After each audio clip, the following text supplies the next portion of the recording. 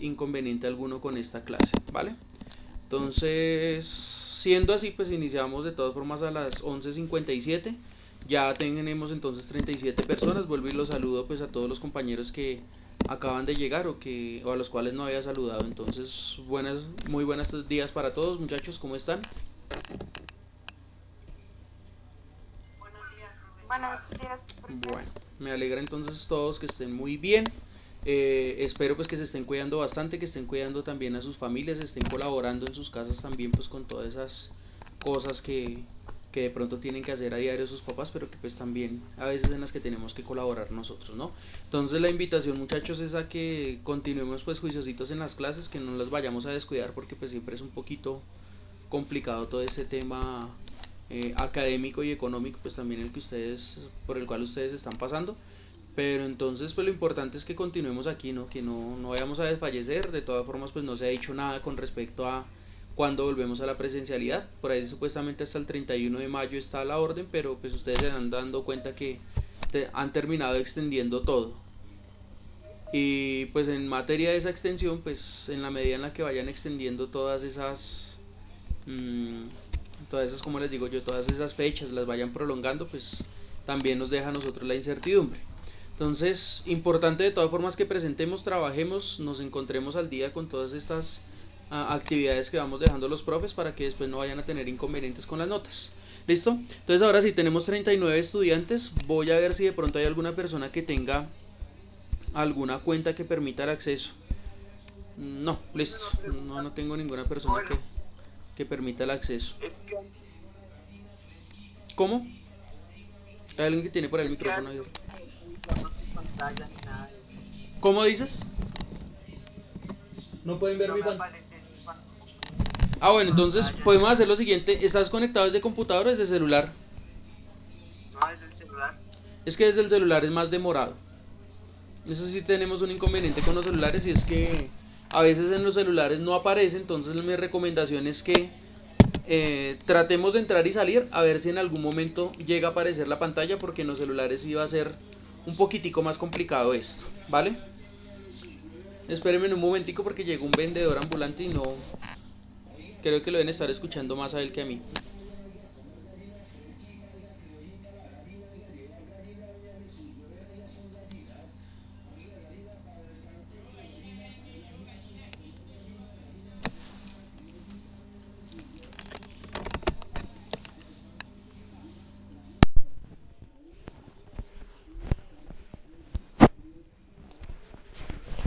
Listo, ahora sí me están escuchando bien.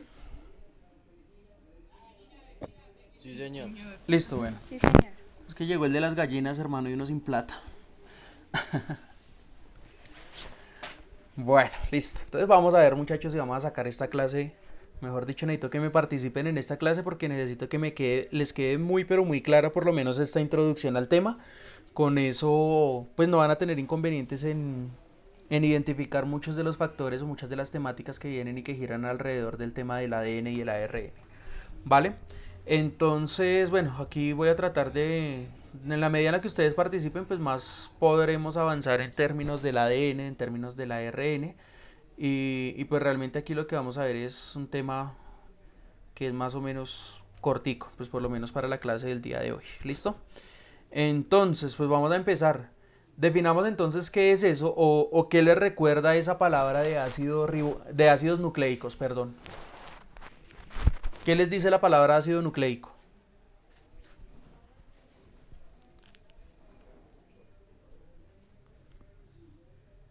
Niños, niñas. Pero ¿qué les dice la palabra? Simplemente es por interpretación. No necesito que me entreguen la definición más científica del mundo. Solamente díganme qué les dice la palabra y ya con eso pues podremos trabajar, podremos ir mirando a ver qué es o a qué hace referencia ese concepto de ácidos nucleicos. Pues como bien lo dice, ácido Sí. nucleico, o sea, es un núcleo y que puede partir allí por moléculas y pues como lo dice, ácido que también puede contener ácido y pues puede variar de tamaños o algo así.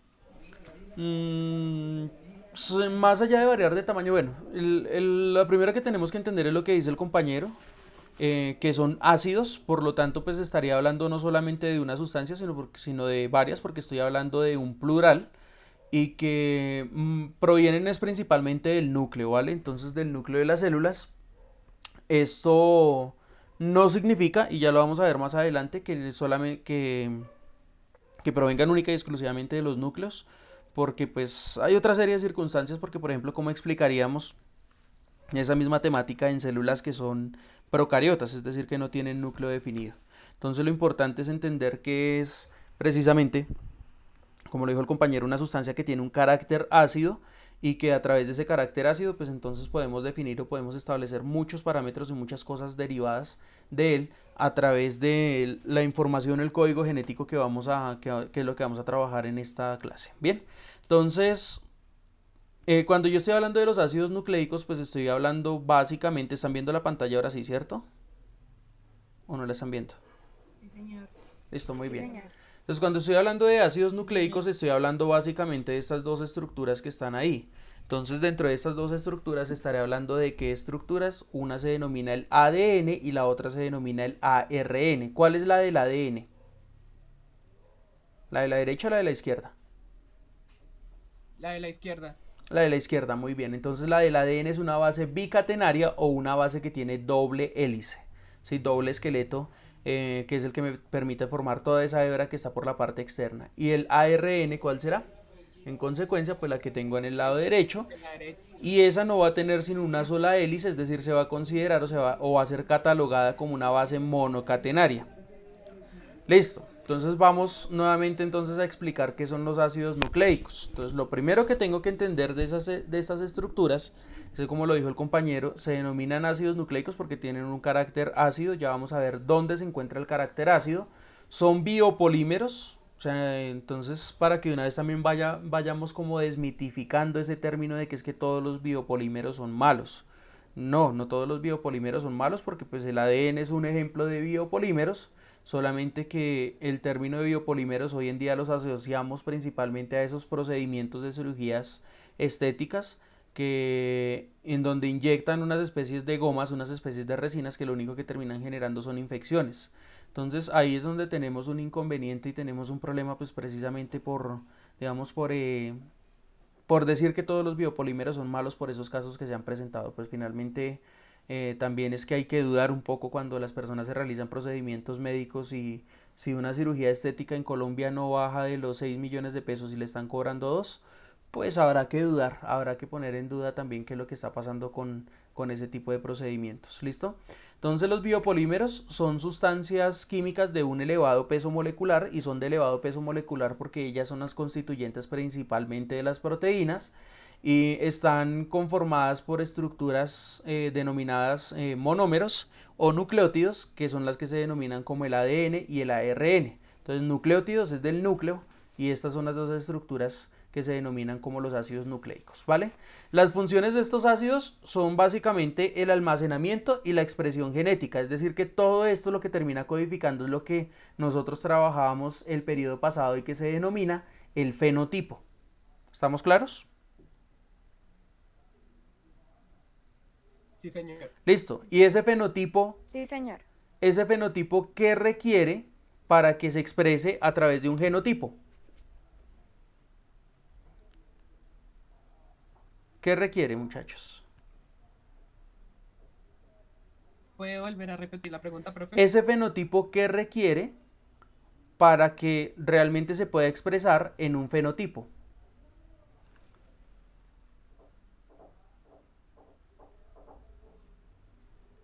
O sea, ¿qué es el fenotipo como tal? Recordemos esa definición de fenotipo.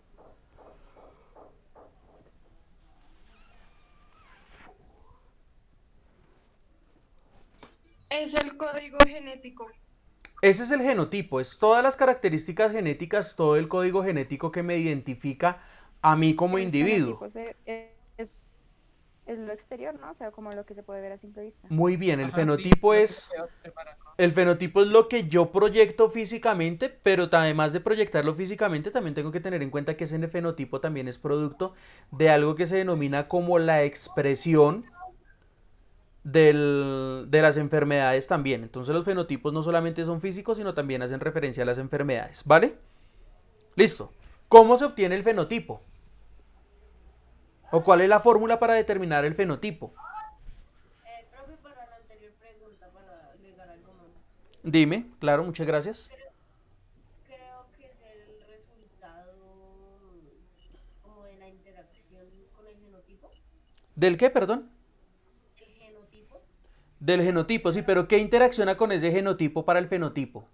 Ah, esa es la pregunta la que estaba haciendo y esa es la que necesito que me respondas. Entonces yo sé que tú vas a ser muy pila y la vas a responder en este momento.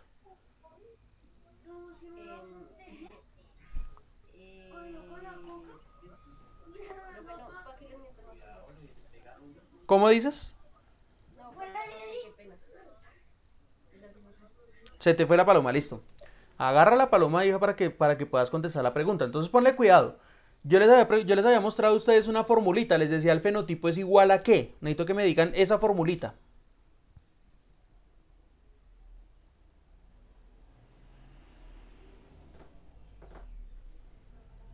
Y se los dije en varias ocasiones. El fenotipo es el resultado de ¿qué? Es el genotipo y un segundo factor. ¿Cuál es ese segundo factor?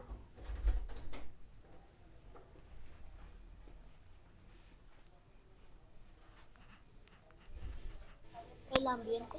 El ambiente, muy bien, perfecto.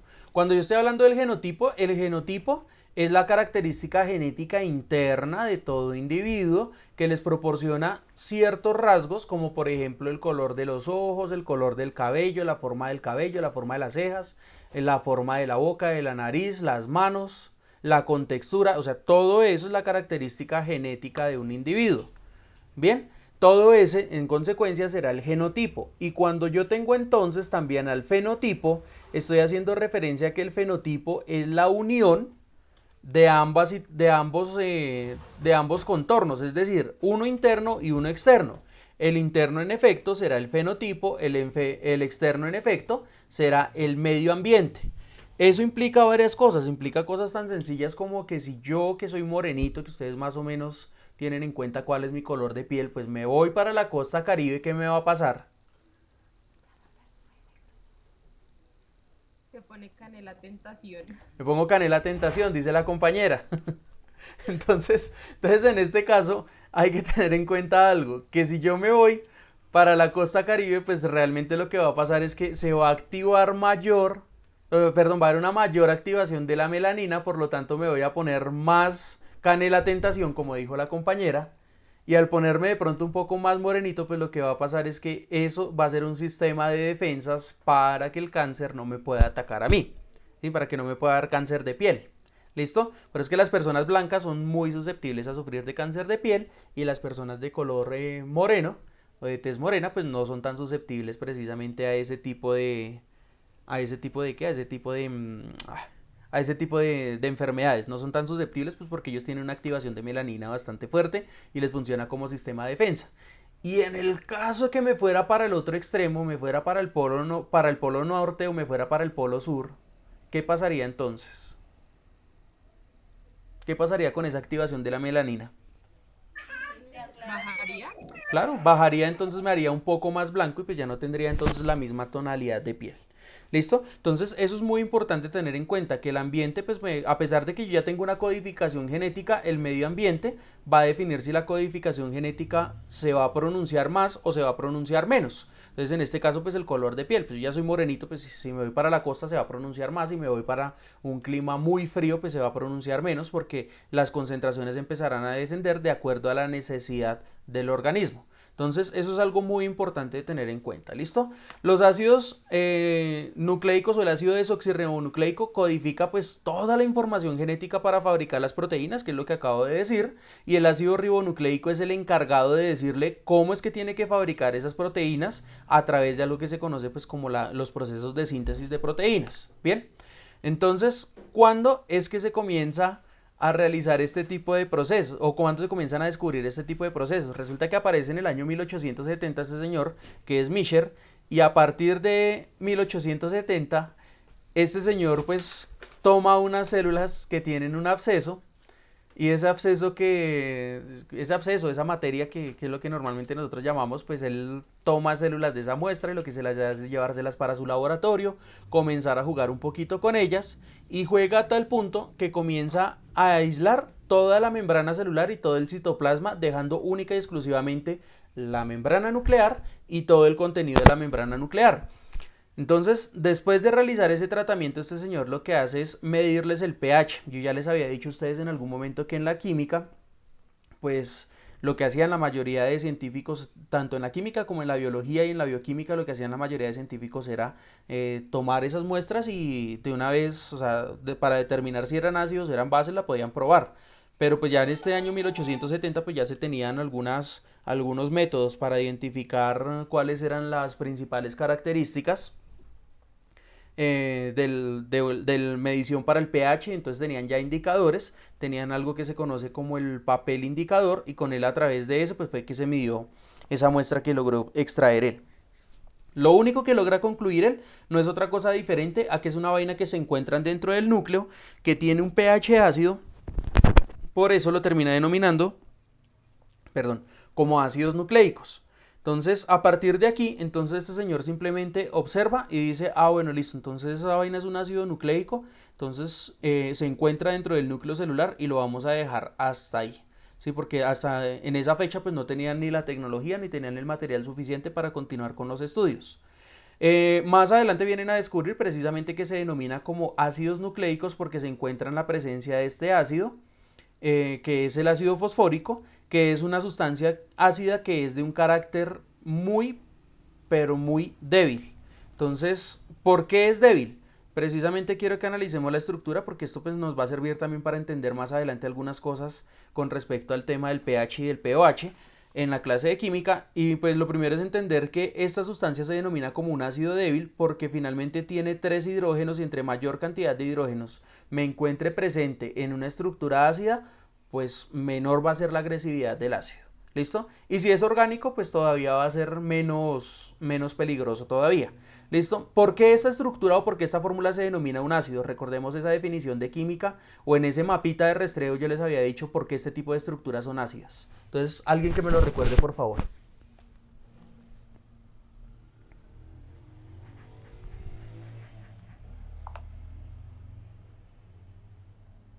Niños.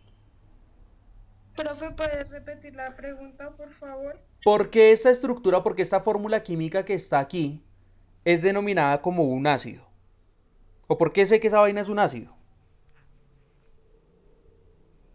Por lo que hacíamos en química, que se cruzaban los numeritos.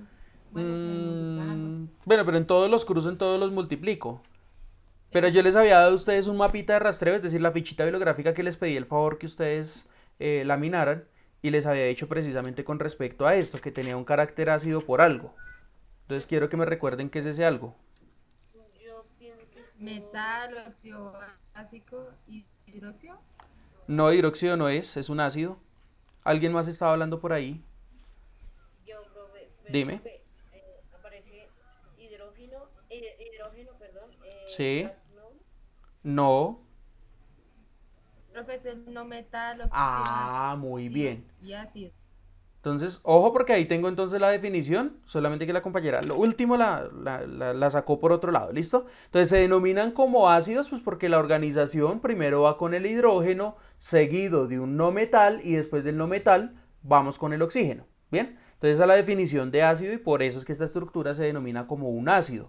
¿Por qué es débil? Pues precisamente porque dependiendo de la cantidad de hidrógenos, salvo en el ácido sulfúrico, que ese sí es agresivo por donde lo mire, salvo en el ácido sulfúrico, todos los ácidos que tengan más de 2 hidrógenos van a presentar una característica débil. Esa es la principal característica de ellos. ¿Por qué? Porque pasan por algo que se conocen como unas reacciones de disociación. ¿Qué quiere decir disociación? Donde están estos hidrógenos, es decir, fíjense que aquí la fórmula me dice que hay 1, 2 y 3 hidrógenos. Aquí voy a cortar este hidrógeno, voy a cortar este hidrógeno y también corto este hidrógeno.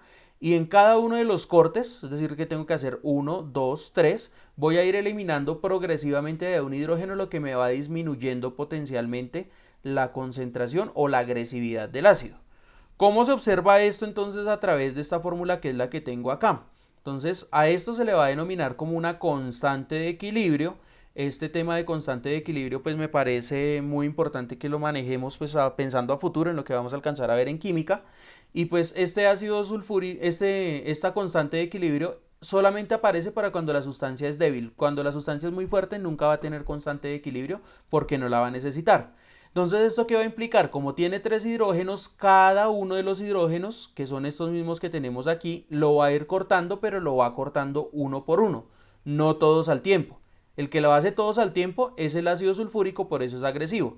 ¿Qué es lo que tiene que ir haciendo? Él va cortando uno por uno. Es decir, tengo la fórmula de H3PO4, lo que implica que en la primera disociación de los 3 hidrógenos que tenía, solamente me van a quedar 2 y como perdí una carga positiva, el resultado que es una sola carga negativa. ¿Bien?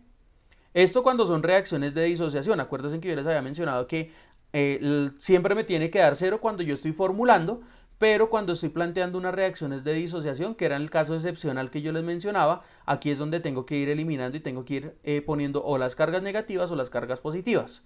Luego viene, a partir de este señor que está aquí, una segunda ionización o una segunda disociación, en donde tenía 2 hidrógenos y ahora de los 2 voy a quitar otro, me va a quedar 1 y ahora me va a quedar con 2 cargas negativas. Mire el otro hidrógeno donde quedó. Y finalmente en la tercera, que es la tercera disociación o tercera ionización, pues aquí no tenía sino un solo hidrógeno, voy a quitar este hidrógeno y el resultado ¿quién va a ser? Un solo hidrógeno y me va a quedar el fósforo con los 4 oxígenos y 3 cargas negativas. ¿Hasta ahí estoy claro con esto? ¿Estoy siendo muy claro con esto o hay necesidad de que lo repita? Profe, ¿puede repetirlo, por favor? Claro, muy bien. Entonces, recuerdo, tiene 3 hidrógenos en cada una de las reacciones, tengo que ir eliminando de a uno. Entonces, en la primera ionización, ¿qué va a pasar? Tengo 3 hidrógenos iniciales, separo uno, porque fíjense que aquí está diciendo es que se separan, es una reacción reversible, es decir que así como se vino para este lado de la reacción también se puede devolver, ¿no? Entonces, se pierde uno de los hidrógenos o se separa uno de los hidrógenos y lo que me quedan son 2 hidrógenos. Como lo que le quito es una carga positiva, pues lo que me va a quedar en este compuesto que está aquí va a ser una sola carga negativa, que es la que está aquí, donde estoy poniendo la manito del cursor, ¿vale? Entonces, posteriormente, ¿qué viene? Posteriormente viene que voy a tomar este producto y le voy a aplicar una segunda ionización o segunda disociación. Quiere decir que por segunda vez voy a separar a otro hidrógeno. Tenía 2, que fueron los que salieron de acá, ahora le quito otro y entonces ¿qué me queda? Un solo hidrógeno y me quedan 2 cargas negativas que son las que estoy poniendo aquí donde tengo la manito, ¿sí ven? Ahí hay 2, dos cargas negativas. Y finalmente este último va a pasar por la tercera disociación en donde va a perder este último hidrógeno que es el que está aquí y al perderlo pues lo que pasa es que me va a quedar el H positivo y este que me quedaba como PO4 pues ahora no va a tener ningún solo hidrógeno y me va a quedar con 3 cargas negativas como lo estoy representando aquí. ¿Está claro? Sí, señor. Listo. ¿Eso a qué obliga? A que la molécula se acerque mucho al pH de 7. Entonces, está la línea de 7 y es por esa línea de 7 ese es como el límite. Le va a decir, listo, acérquese todo lo que quiera, acérquese todo lo que quiera, todo lo que quiera, todo lo que quiera, pero nunca se vaya a convertir en 7. Es decir, usted tiene todo el derecho del mundo a convertirse en 6.9, pero nunca va a ser 7. ¿Listo? ¿Por qué? Porque su sustancia original es un ácido. Cuando yo le calcule una fórmula que se denomina como el pH, que es equivalente a menos el logaritmo de estas que son las concentraciones, pues ahí me voy a dar cuenta que me van a aparecer unos valores muy cercanos a 7. ¿Listo? Entonces es muy importante tener en cuenta que este ácido fosfórico es una sustancia débil y que cuando pierde todos los hidrógenos, su pH va a ser supremamente parecido al 7. No va a ser 7, va a ser lo más cercano posible. Pero entonces, como es tan cercano y como es lo más cercano posible al 7, pues aquí es donde yo voy a tener que este valor de aquí va a ser el que me va a permitir formar ¿qué? Este tipo de estructuras que les voy a mostrar más adelante y que se tiene que enlazar con este señor que es la ribosa. ¿Listo? Con la ribosa, ¿qué pasa? Bueno, listo, este señor Michel en 1870, pues 50 años antes de que de que se acabara, de que este señor hiciera ese descubrimiento, pues resulta que no había pasado absolutamente nada, todavía estaban empezando apenas con todo este tema de la ciencia, apenas la ciencia estaba empezando pues como a liberar sus primeros pasos y los primeros métodos analíticos, todavía ni siquiera se había descubierto ni siquiera había planteado, perdón, estaba apenas planteando este señor que era Darwin sus teorías de origen y evolución de las especies, pero resulta que ya para este año 1920 nos ocurren una serie de eventos también en el mundo. ¿Cuál evento ocurrió alrededor de este año? O muy cercano a este año. ¿Qué evento histórico?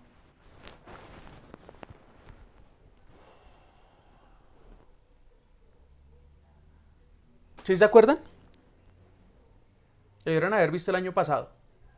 La Primera Guerra Mundial. Perfecto, la Primera Guerra Mundial. ¿Qué pasa durante la Primera Guerra Mundial? Resulta que todos estos estadounidenses, pues que a ellos les gusta meterse en conflictos, pero conflictos que pues sean por fuera de su país, pues resulta que a ellos les dio por meterse en la Segunda Guerra Mundial y mandaron una cantidad de soldados a Europa, y esos soldados de Europa pues se terminaron muriendo, muchos de ellos. Entonces resulta que a pesar de que ganaron, pues la pérdida de vidas fue significativa y fue bastante grande. Entonces, cuando toda esta gente pues se muere, pues lo que pasa con toda esta cantidad de personas es que finalmente pues muchos de los cuerpos se quedaron allá tirados en fosas comunes.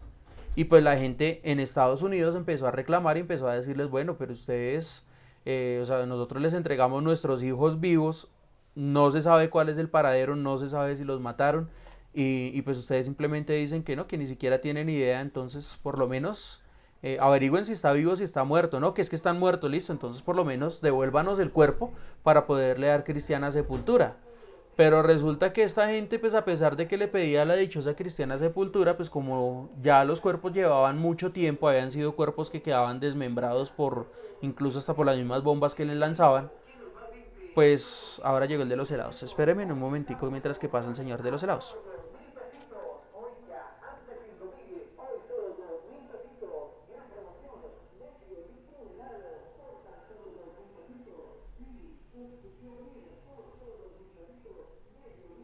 Listo. Entonces resulta que estos señores, pues al darse cuenta de empezar a demandar al Estado, porque lo tuvieron que demandar, entonces el Estado pues finalmente les comenzó a devolver partes de cuerpos o cadáveres en estado de descomposición. Entonces cuando no tenían la identificación necesaria, porque les entregaban a veces una placa, pero cuando no tenían la placa, entonces les decían, bueno, listo, ¿no? Pues ya esa persona ya finalmente falleció, pues ya no hay ningún inconveniente, ahí está la identificación, entonces tome que ese es su hijo. Pero cuando no les encontraban plata, entonces para ellos era muy fácil coger un pedazo de cuerpo, porque ni siquiera a veces los entregaban completos, se los entregaban a las familias y les decían, tome que ese es su familiar, esa es la persona que usted estaba buscando, ese es el hijo que se fue para la guerra. Entonces la gente se daba cuenta y decía, no, pero es que, ¿cómo voy a comprobar realmente que es mi hijo?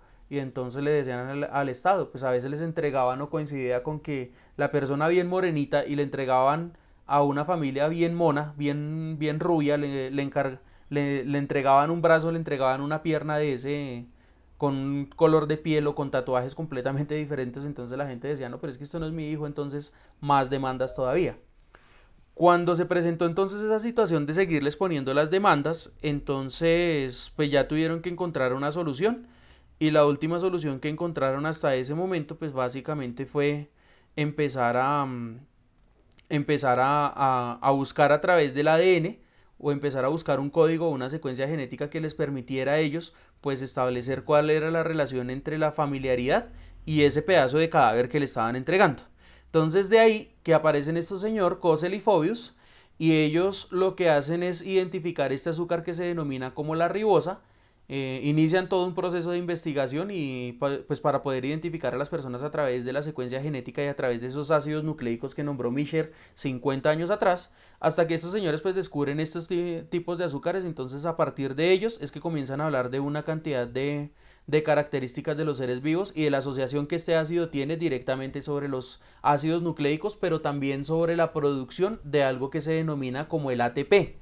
Entonces, esto del ATP pues lo descubren un poquito más adelante, pues el primer afán de ese momento era principalmente lo del tema de identificar cadáveres. ¿Listo?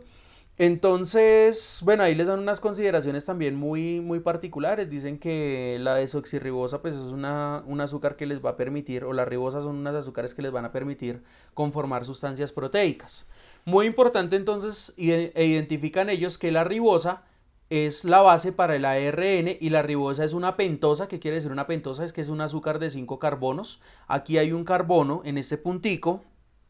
Aquí en este puntico hay otro carbono, aquí hay otro carbono, aquí hay otro carbono, van 4 porque ya están ahí enumerados, y con este que me encuentro aquí tendré entonces el 5 carbono para denominar este término que es el que se conoce como las pentosas, ¿vale?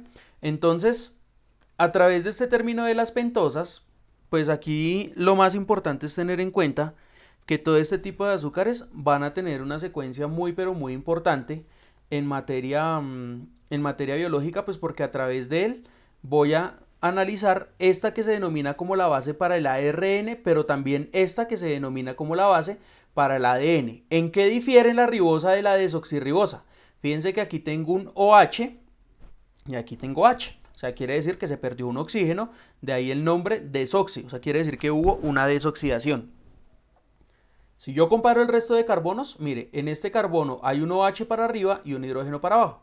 En este carbono OH para arriba, H para abajo. O sea, quiere decir que este y este son iguales. En el segundo, aquí tengo hidrógeno, hidrógeno. En el segundo tengo hidrógeno OH, quiere decir que este es el que está cambiando. En el tercero voy a tener arriba hidrógeno, abajo OH. Arriba hidrógeno, abajo OH. Y en el cuarto voy a tener hidrógeno abajo, CH2, OH. Y en el cuarto voy a tener hidrógeno abajo, CH2 y OH. Si se fijan ustedes, son casi que la misma estructura. Muy importante para ellos identificar y reconocer ante el resto del mundo que la ribosa no es un nutriente esencial. Porque como el cuerpo se encarga de fabricarlo, quiere decir que no va a tener la necesidad de consumirlo de un medio externo. Recordemos que los nutrientes son el producto de esas sustancias, o se denominan como nutrientes porque son sustancias que yo las encuentro en la naturaleza, pero que mi cuerpo es incapaz de producirla. De ahí entonces la necesidad, por ejemplo, de que animales como los gaticos sean, los grandes felinos en general, tanto grandes como pequeños, los pequeños han disminuido de pronto ese intervalo, pero la mayoría de felinos son carnívoros porque ellos tienen la incapacidad para fabricar algo que se conocen como el ácido linoleico y los ácidos araquídicos. Como ellos no tienen esa posibilidad para fabricarlo, entonces ¿qué es lo que les queda más fácil a ellos? Consumirlo de otro organismo. Por eso es que tan pronto un gato, tan pronto un grande felino lo que hace es atrapar una presa, lo que hace es destapar los órganos viscerales y es lo primero que se come. Primero que cualquier otra cosa, porque es lo primero que les va a producir a ellos, pues unas ventajas para su organismo y como son ácidos grasos, que tan pronto el organismo se muere, comienzan a degradarse, es decir, comienzan a dañarse, pues ellos lo que hacen es antes de que se dañe, ingerirlo ellos para que su cuerpo lo tienda a almacenar. ¿Estamos claros en eso? Sí, señor. Listo. Sí, Entonces, señor. por eso es que la ribosa para ningún ser vivo es un azúcar que sea un nutriente, porque todos la producimos, todos los organismos que tenemos ADN, que pues hasta el momento y en el planeta Tierra todos tenemos, pues todos nosotros vamos a estar en plena capacidad de producir la ribosa, así que no va a ser un nutriente esencial para nosotros. ¿Cómo funciona o cómo se enlaza esa ribosa? Entonces resulta que después de este señor Mischer y después de que demuestran toda la existencia del ácido ribonucleico, pues entonces ellos comienzan a analizar y comienzan a decir, bueno, listo, entonces ahora vamos a ver cómo es que es el funcionamiento de este tipo de estructuras, y a lo que llegan es básicamente a lo siguiente. Entonces la vamos a ampliar aquí un poquito. Entonces resulta que dicen, listo, tenemos la ribosa y tenemos la desoxirribosa. Ribosa, recordemos, porque tiene este grupo hidroxilo, este OH, aquí presente, pero que aquí ya no está presente. Entonces a esta la voy a denominar como ácido ribonucleico, porque el orden, ¿quién es? Este señor que era el ácido fosfórico, o es el ácido fosfórico, que se va a enlazar a la ribosa y se encuentra ¿en dónde? En el núcleo de la célula. ¿Fue claro eso? Sí, señor. Listo, muy bien. Y me paso a la otra. Entonces la otra, ¿qué me dice? El ácido fosfórico o el ion fosfato, que pertenece al ácido fosfórico y que se va a enlazar a la ribosa, pero esa ribosa, recordemos que perdió un oxígeno, por eso se conoce como el ácido desoxirribonucleico. O sea, quiere decir que perdió este oxígeno que no está aquí, pero que sí está aquí en la base del ARN. Esta como consecuencia me genera una estructura monocatenaria. ¿Qué quiere decir? Una sola hebrita enrollada. Mientras que esta, que es el ADN, esta sí me va a formar 2 hebritas enrolladas. ¿A través de quién se unen esas 2 hebras? A través de la base o algo que se denominan como las bases nitrogenadas, que ya no vamos a darnos cuenta por qué se denominan bases nitrogenadas. Y en el ADN es exactamente la misma historia. La base nitrogenada está derivada pues precisamente de 4 bases que en ambos casos comparten 3, pero tienen una diferente para cada muestra, tanto para el ADN como para el ARN. ¿Estamos claros hasta ahí? Sí, señor. Listo. Entonces, vámonos entonces aquí. Listo, siguiente diapositiva. ¿Cómo se enlazan todas estas estructuras? Miren, estas estructuras dicen que tienen un enlace carbono-nitrógeno. O sea, quiere decir que por lo menos aquí donde están cada una de las punticas, les voy a nuevamente volver a ampliar esta imagen. Pero entonces aquí donde encuentro las puntas, donde encuentro una intersección que no veo ningún elemento, automáticamente yo tengo que asumir que ahí hay un carbono. ¿Listo? Hagamos el ejercicio entonces. ¿Qué hay acá? Un hidrógeno. No, aquí. Hidrógeno. Aquí donde estoy poniendo la manito. ¿Qué hay acá? Intersección. ¿Qué hay ahí?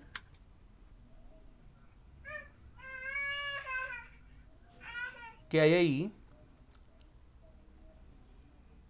Acuérdense, en donde están las intersecciones, ¿qué elemento está? Está el carbono. ¿Qué hay acá? Carbono. Listo, ¿qué hay acá? Carbono. ¿Qué hay acá? Carbono. ¿Qué hay acá? Carbono. ¿Aquí hay carbono? No. ¿Aquí hay carbono? No, Ah, no. no, ahí Ah, es níquel. Nitrógeno.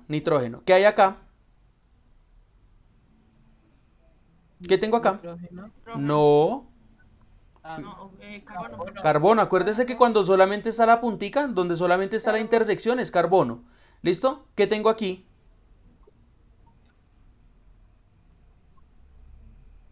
Miren, aquí tengo otra intersección. Y aquí. Carbono. carbono. Bien, y aquí. Carbono. Y aquí. Carbono. Carbono. Y aquí arriba.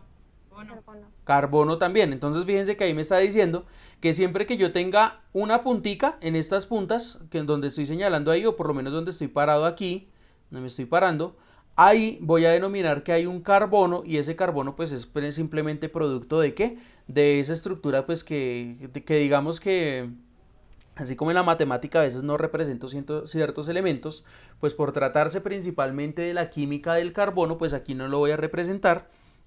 Y tengo que sobreentender que siempre que me encuentro con una punta, en esas puntas voy a tener, en una estructura cíclica, estas son estructuras cíclicas, siempre voy a tener un carbono ahí estructurado o ahí organizado. ¿Vean? Entonces, se presentan los enlaces entre carbono y nitrógeno, pues ubico. Aquí hay un nitrógeno, aquí hay un carbono y aquí hay otro carbono. ¿Sí se dan cuenta? Carbono, carbono. ¿Y a quién se enlazó? A otro nitrógeno. ¿Aquí quién está? Otro carbono. Entonces quiere decir que se va a presentar un enlace entre carbono y nitrógeno. Pero también se presentan enlaces entre carbono y hidrógeno. Fíjese este que es el ejemplo más visible que puedo tener aquí. Aquí hay un carbono con 3 hidrógenos, aquí hay un carbono con 2 hidrógenos. Quiere decir que se cumple con la regla del carbono-hidrógeno. Luego me dice que oxígeno-hidrógeno. Entonces aquí voy a tener oxígeno-hidrógeno, oxígeno-hidrógeno. Luego me dice que nitrógeno-hidrógeno. Entonces fíjense que este nitrógeno hacia la parte de afuera tiene un enlace con el hidrógeno.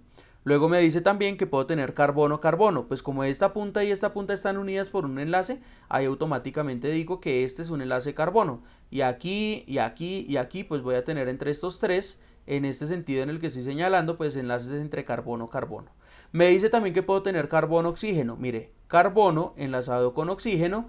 Este carbono está enlazado con este oxígeno y este carbono con este oxígeno, este carbono con este oxígeno y finalmente me define el del ácido que me dice que es fósforo enlazado a los oxígenos. ¿Bien? ¿Sí estamos claros? Dime. Qué pena, ¿será que podría repetir otra vez carbono y carbono? Listo, No lo entendí. carbono y carbono. ¿Sí se fijan que aquí están las puntas? Siempre que yo me vaya a encontrar una punta con otra punta, pues lo que aquí hay es un carbono y otro carbono. Y como hay una línea entre los dos, quiere decir que ambos se están uniendo. Aquí hay una punta, aquí hay otra punta. Hay una línea entre los dos, quiere decir que hay otro carbono. Si lo quieren ver de otra manera, miremoslo aquí. ¿Sí ven? Aquí hay una punta, solamente que aquí me los está representando. Y entre estas dos líneas hay un carbono, entre estas dos líneas hay un carbono, entre estas dos líneas hay un carbono nitrógeno. ¿Bien? Entonces yo siempre tengo que tener en cuenta es esto, que siempre estas punticas que yo me las vaya a encontrar van a ser producto ¿de quién? De este enlace, carbono con carbono. ¿Listo? Mire, carbono con carbono con carbono. ¿Ahora sí? Sí, señor. Listo, muy bien, muchas gracias. Entonces, ahora sí. Pues la ribosa no es nutriente, pero ¿para qué me sirve? Me sirve principalmente para esto que tengo aquí. Esta es la imagen más diciente de cómo es que aparece esa ribosa y cómo es que aparece esa base nitrogenada. Entonces recordemos muy bien que es lo que les estaba mostrando a ustedes en esta imagen. Mire, tengo este enlace enlazado a la ribosa o a la desoxirribosa y tengo una base. Entonces, ¿qué es lo que me está presentando en esta diapositiva? Exactamente esto. Tengo el ácido fosfórico o tengo el ion fosfato, ácido fosfórico o ion fosfato, el cual se une a la ribosa y esta ribosa lo que hace es enlazarse a una base. ¿Cómo se llama esta base? ¿Cómo se llama esa base? La que está representada con la letra C. Carbón. No. Acuérdese que esa ya es una base nitrogenada. Y esa C es la inicial del nombre de la base nitrogenada.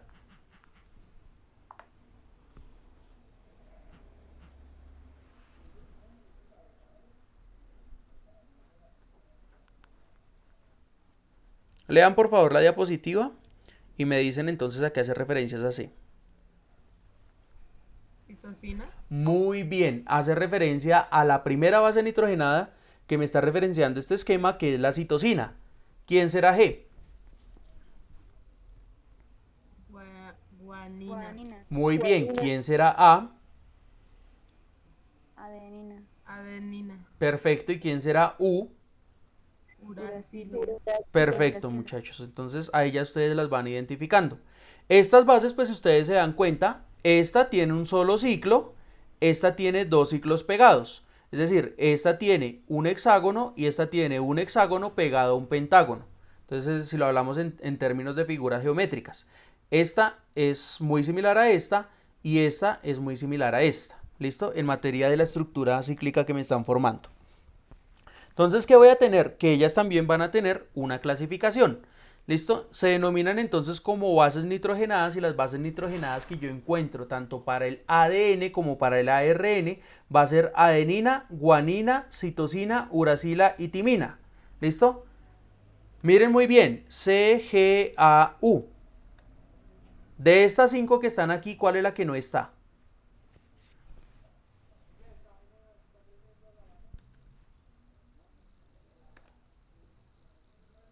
¿Timina? Timina, perfecto. La que no está es la timina. Como no está la timina, quiere decir que aquí voy a tener que utilizar una combinación de 4 de ellas, dejando a esta que es el uracilo, es decir, voy a tener adenina, citosina, guanina y timina. Y este señor que está aquí, él no va a pertenecer al ADN, pero sí va a pertenecer al ARN. Por eso estoy hablando aquí de que esta es la parte estructural del ARN. ¿Listo? Y esta es la parte estructural, estas, la amarilla, la verde, la naranja y la rosada, serán entonces, rosado fucsia, serán las bases principales del ADN. ¿Listo? Entonces, ¿por qué se denominan bases nitrogenadas? Pues porque lo que ustedes analizan aquí es que tiene harto nitrógeno. Mire, aquí hay nitrógeno, nitrógeno, nitrógeno, nitrógeno y por aquí más nitrógeno. Aquí nitrógeno, nitrógeno, nitrógeno, nitrógeno y más nitrógeno. Aquí nitrógeno, nitrógeno, nitrógeno. Aquí hay más, aquí hay más. Aquí hay más y aquí hay más. Entonces fíjense que los nombres como tal, los nombres característicos de cada uno de ellos, pues son unos nombres que tengo que tener en consideración y tengo que tener en cuenta pues para identificar que se denominan como bases nitrogenadas, pues porque tienen a un grupo estructural que se conoce como el grupo amino y que está mono o polisustituido. ¿Qué quiere decir monosustituido? Normalmente él tiene 3 hidrógenos, pero cuando se forma un enlace con un carbono, entonces él va a conservar 2. Entonces aquí no hay una sustitución, pero cuando yo miro por lo menos aquí, De los 2 hidrógenos que debería tener, solo conservó uno, por eso aquí lo denomino como monosustituido. Como este nitrógeno puede formar 3 enlaces, entonces aquí tengo 1 y esta línea vale por 2, porque hay 2 líneas, entonces aquí tendré las 3 sustituciones. ¿Listo? Esto pues obviamente es un tema de química orgánica y no me quiero centrar mucho en él porque no los quiero confundir con el tema, ni me quiero extender. ¿Vale? Entonces las bases nitrogenadas las voy a tener clasificadas de 2 maneras. Una se denominan como las purinas, de aquí también sacan las bases a través de estas purinas para fabricarle los alimentos a los perros, pero unas se denominan como las purinas y las otras se denominan como las pirimidinas. ¿Listo? O las bases púricas y las bases pirimídicas. Así las pueden denominar o las pueden encontrar en algunos libros. Siempre me voy a encontrar que el enlace va a ser una púrica por una pirimídica y una pirimídica por una pura. Esto ya lo vamos a ver en la última diapositiva que tenemos para que ustedes me entiendan cuál es el funcionamiento. Entonces fijémonos muy bien en lo que se va a presentar aquí. Dentro de las pirimidinas tengo a la citosina y tengo al uracilo para el ARN. Estas son las que cambian. De estas 3 es en las que hay rotación, por eso esta está con fondo blanco. ¿Sí? Entonces, ARN van a ser estas 2, la que encuentro arriba y la que encuentro abajo, la citosina y el uracilo. Pero en el ácido desoxirribonucleico o en el ADN voy a encontrarme a estos 2, acitosina y timina. ¿Con quién se van a enlazar?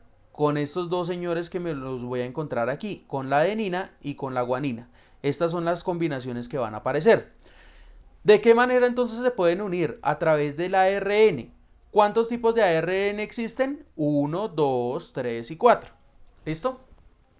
¿Cuál es el primer ARN? El primer ARN se denomina como ARN lineal, donde en el proceso del ciclo celular aparece este ARN lineal. Acuérdense que lo vimos en la clase pasada.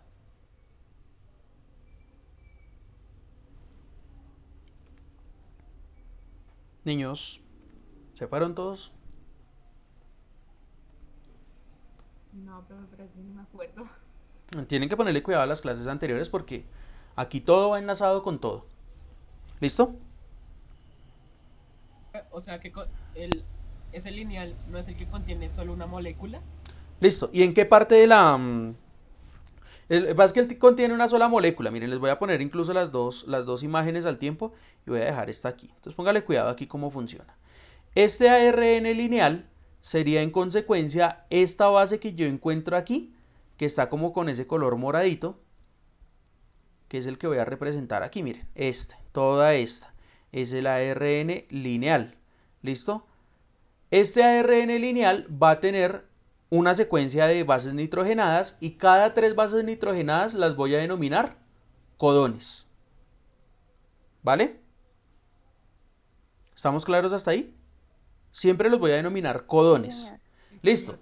Esos codones, ¿qué hacen? Buscan que el ADN se comience a emparejar. ¿Cómo se empareja? Se empareja entonces. En este caso, pues ustedes van a ver que aquí hay unas convenciones, hay unos colores. ¿Citosina de qué color es? Azul. ¿Guanina de qué color es?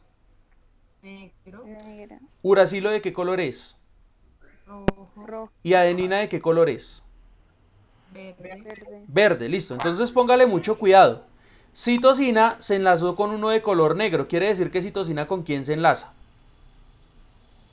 Con guanina. Muy bien, con guanina. En consecuencia, y como es recíproco, entonces quiere decir que guanina ¿con quién se va a enlazar?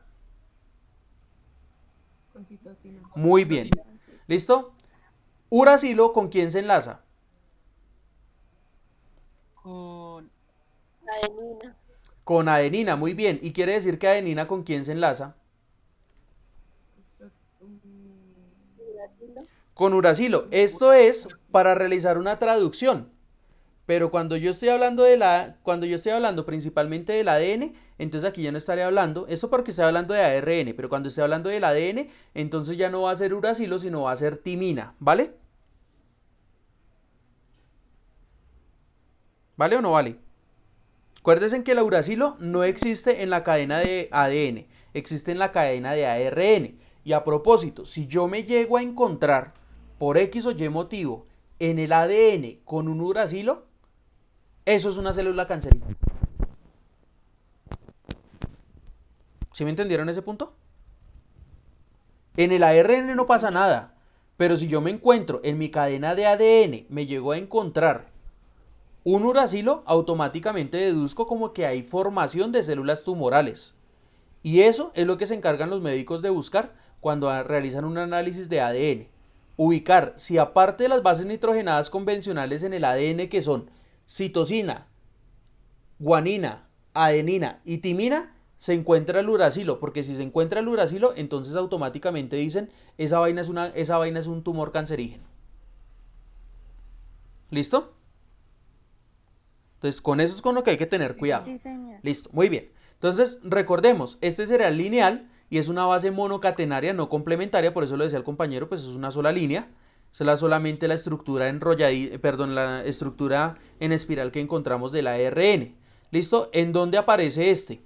Le damos esta diapositiva para que ustedes me digan en dónde aparece.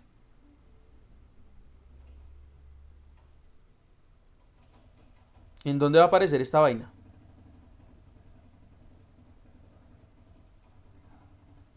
¿En la fase G1, en la fase S o en la fase G2? ¿En cuál de las tres? En la G1. Claro, en la G1 porque miren, acuérdese que cuando yo hablaba de las fases de la mitosis, entonces ¿qué era lo que decía?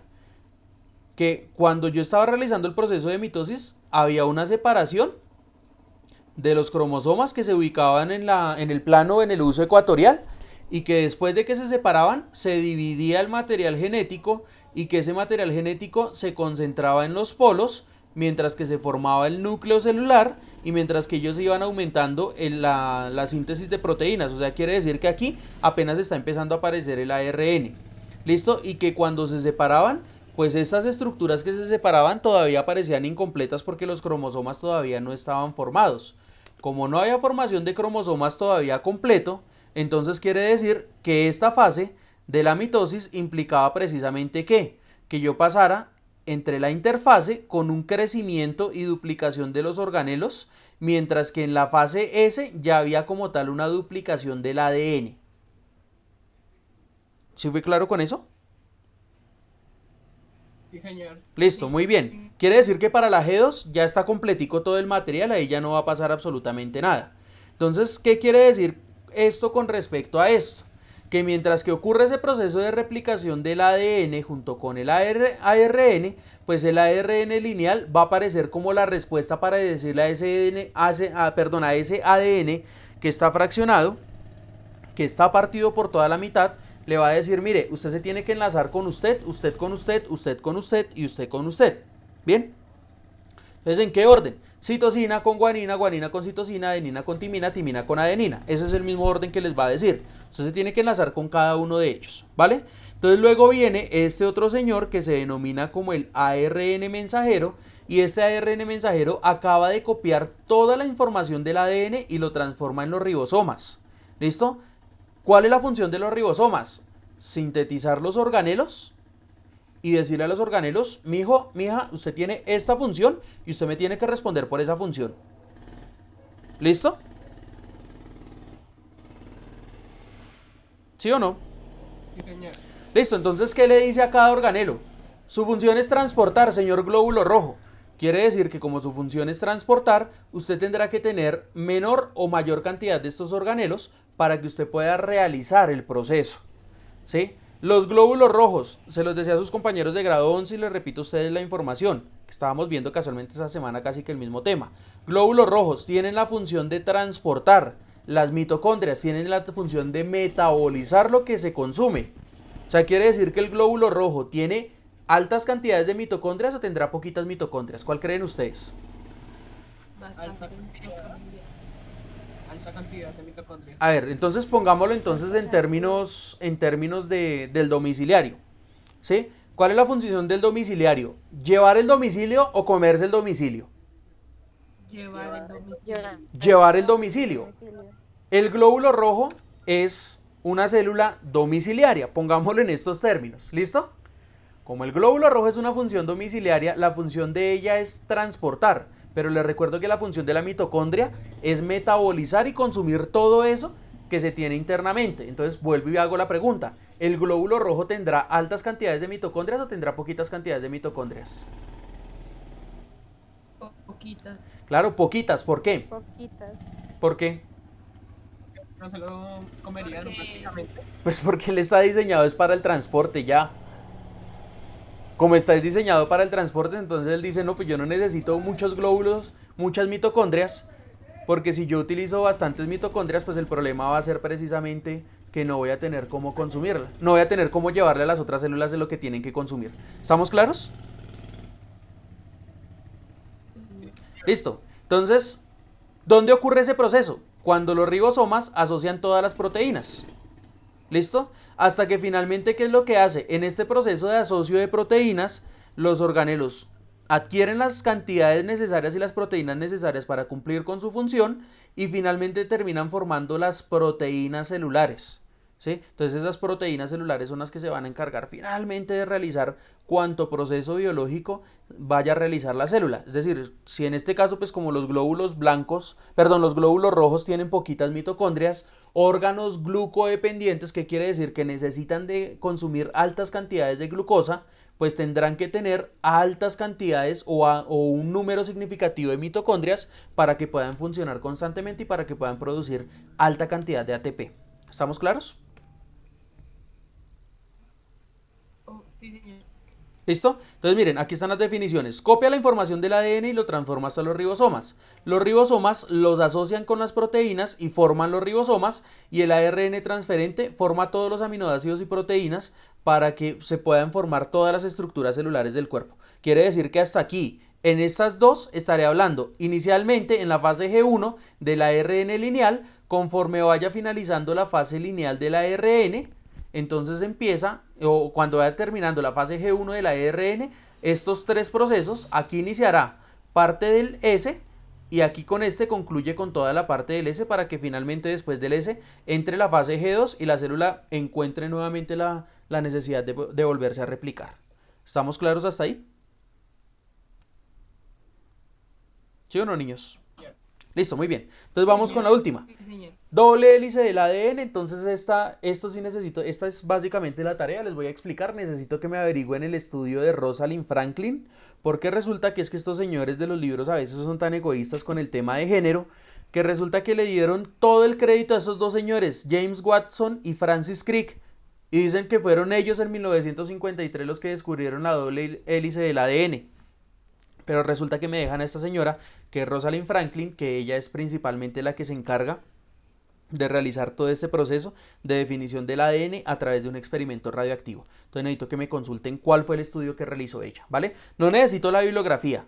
Ay, que nació en tal año, que murió en tal año, que tuvo tantos hijos, que escribió tantos libros y que los libros llevan... No, necesito es que me consulten el descubrimiento de ella en materia del ADN, ¿vale? No me interesa la bibliografía, ¿vale? Me interesa es lo que hizo ella. ¿Listo? Profe, Sí, ¿qué señor. será? ¿Cómo es que se llama? Rosalind Franklin, igual yo se los dejo descrito en Moodle, ¿vale? Para que ustedes me hagan el trabajo. Y digamos, ¿va a haber un espacio en Moodle para subir la consulta? Sí, esa consulta sí les tengo el espacio para que ustedes la suban. Lo mismo que ya les dejé habilitado el espacio para que ustedes suban lo de las fases de la meiosis, ¿vale?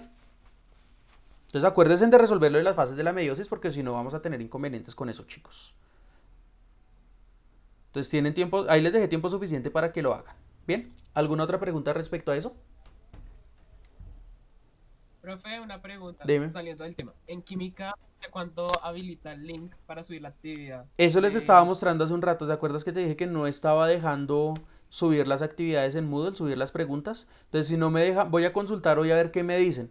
Pero si no me deja definitivamente subir las preguntas, lo que hago es que ustedes me suban el taller en un PDF y yo creería que hoy a más tardar está para que ustedes me suban esa actividad. Porque ya tengo bastante complicación con eso y me da pena con ustedes haberlos mandado a hacer los ejercicios para la semana antepasada y todavía no haberles podido evaluar porque, pues como no ha dejado subir actividades, ustedes saben que la plataforma está ¿cómo es que se llama? En actualización. Entonces ahí por la actualización está que molesta bastante.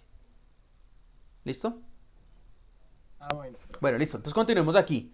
Entonces, esto lo hacen los señores en el año de 1953, sin embargo, en el año 1996 ocurre un evento que, mejor dicho, revoluciona todo lo que tiene que ver con la genética y el tema del ADN y el ARN. ¿Quién se acuerda qué es?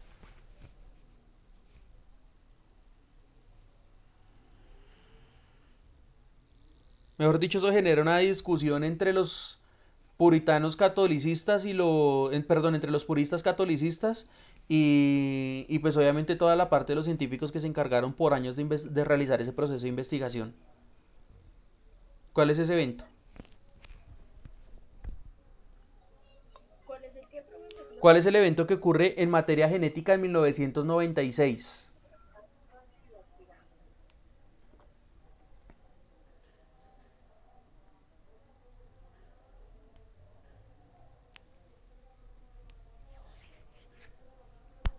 ¿No se acuerdan? La creación del No, universo. señor. ¿La creación de qué, perdón? El universo. No, ¿cómo así que en 1996 se crea el universo? No. 1996, algo que pasa con el ADN que mejor dicho deja loco a todo el mundo. No, todavía no, porque es el código genético, estamos hablando más o menos del 2001 para seres humanos, pero ya se habían trabajado con otros animales antes. Que el ADN es como hace parte del ser humano. No, eso ya se sabía desde 1870 cuando Micher descubre el ácido nucleico, los ácidos nucleicos, ya se sabía que era propio de cada ser vivo.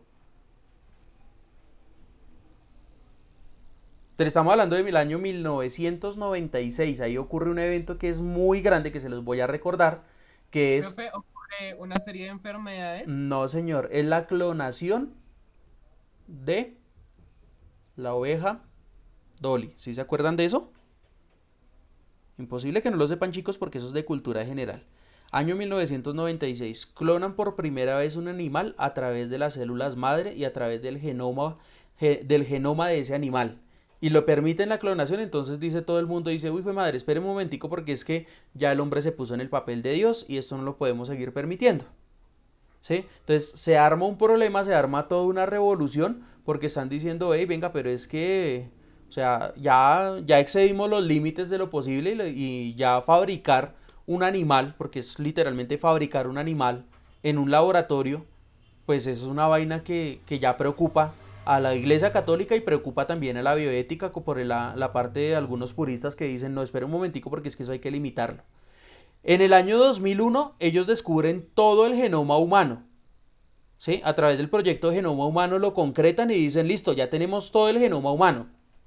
En el 96 ya se tenía el genoma de la oveja, entonces por eso es que pueden clonar la oveja. Si se hubiera descubierto el genoma el genoma humano en el año 1996, perfectamente hubiesen clonado un ser humano en ese año.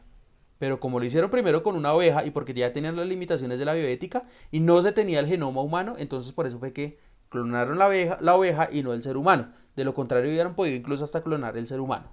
¿Listo?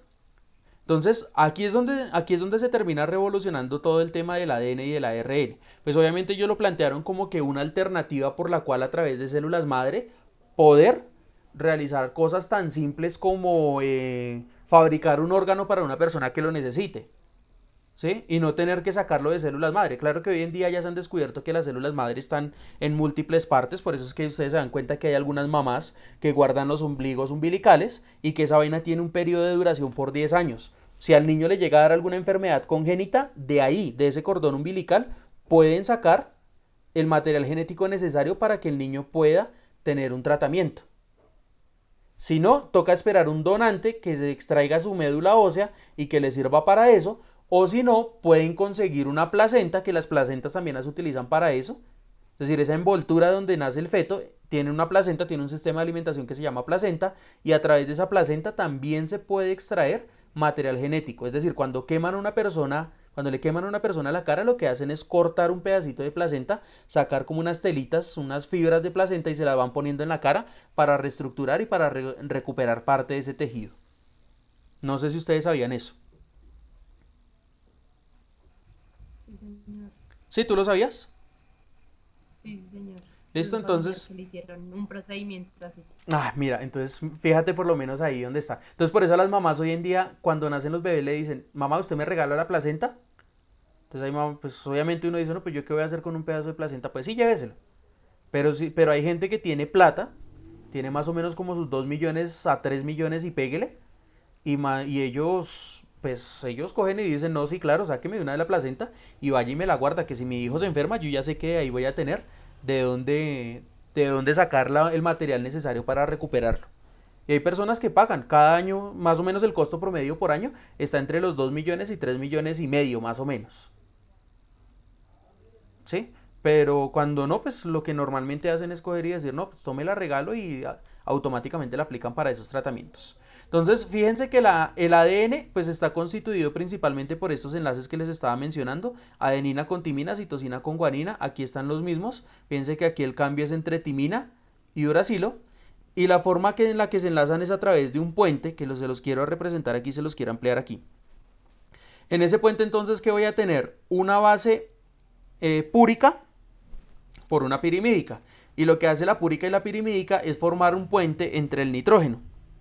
Entonces por eso se conocen como bases nitrogenadas o puentes de nitrógeno. Y siempre va a ser enlace de la misma manera, adenina con timina, fíjense, una verde con una de color violeta y una violeta con una de color verde. Y me voy a encontrar la citosina con la guanina, que va a ser entonces la de color rojo con la de color azul y siempre va a ser el mismo enlace.